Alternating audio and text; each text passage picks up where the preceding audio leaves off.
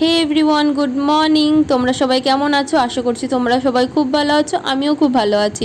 সকাল সকাল ঘুম থেকে উঠেই চলে এসেছি স্টুডিওতে, কারণ আজকে পরপর দুখানা আমার নেলের ক্লায়েন্ট আছে। চটপট করে দুটো ডিম সিদ্ধ করে নিয়ে খেয়ে নিলাম। তো খেতে খেতে একটু টিভি দেখছিলাম, মুখ চোখ দেখেই বুঝতে পারছো যে ঘুম থেকে উঠেই বসে পড়েছি।